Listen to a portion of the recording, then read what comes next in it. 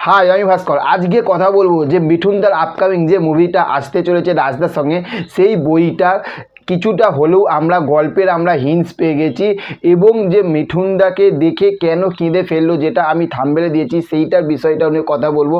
প্রথমেই বলবো যে এই যে গল্পটা যখন মিডিয়ারা যখন ওনাকে রাজদাকে যখন জিজ্ঞাসা করছে যে এই গল্পটা কি একদম কি ফ্যামিলি ড্রামা, কি একঘেয়ে যে কি গল্প হতে চলেছে, সেখান থেকে কিন্তু পরিচালক রাজ চক্রবর্তী নিজেই বলছে যে এই রকম চরিত্র হয়তো দর্শক আগে আপনারা দেখেছেন, কিন্তু এর থেকে ভালো হয়তো আপনারা দেখতে পারেন, কিন্তু সেইখান থাকতে এই গল্পটার মধ্যে কিন্তু পুরোপুরি অনেকটাই কিন্তু আলাদা এবং অনেকটাই কিন্তু চমক আপনারা পেতে চলেছেন। এখন কিছু বলবো না, তাহলে প্রথমে আমরা বুঝতেই পারছি যে বাবা ছেলের গল্প মানেই বস, ফ্যামিলি ড্রামা হয় না।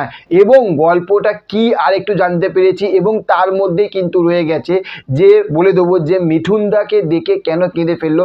যখন মিডিয়া যখন রাজদাকে যখন জিজ্ঞাসা করছে যে মিঠুনদাকে কিভাবে করেন, তখন বলছে যে উনি যখন অভিনয় করে, অভিনয়টা কিন্তু ওনার কাছে কিছুই না, উনি যে আবেগের সাথে কথা বলে সেটাই হচ্ছে ওনার অভিনয়।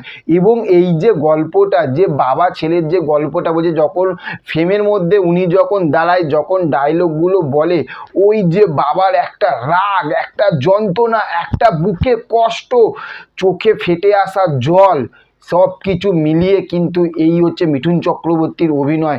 উনি যখন ডায়লগগুলো বলছে, ওই এমনভাবে ইনভলভের মধ্যে ঢুকে যে ডায়লগগুলো বলছে, শুধু আমি কেন, ইউনিটের আশেপাশে যারা আছে তারাও বস কেঁদে ফেলছে। তাহলে ভেবে দেখো যে এই বইটা কি লেভেলের হতে চলেছে।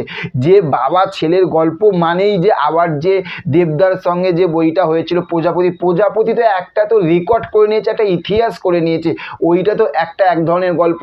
আর আমাদের মধ্যে ছেলেদের আমরা যেরকম ছেলে আমাদের বাবারা রয়েছে, ভেবে দেখুন যে কত ছেলে কত বাবারা রয়েছে।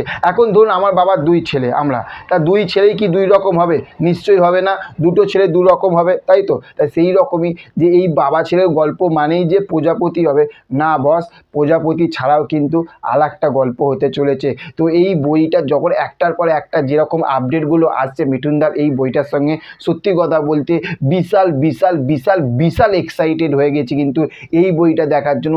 শুধু বড় পর্দায় মুক্তি হবার কিন্তু অপেক্ষায় বসে রয়েছি।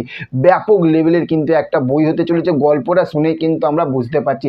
তো ভিডিওটা কেমন লাগলো অবশ্যই আপনারা লাইক কমেন্ট শেয়ার করে জানাবেন, আর চ্যানেলে যদি নতুন হয়ে থাকেন তার চ্যানেলটিকে অবশ্যই সাবস্ক্রাইব করে পাশে থাকবেন। দেখা হচ্ছে নেক্সট অন্য কোনো ভিডিওতে। ভালো থাকবেন।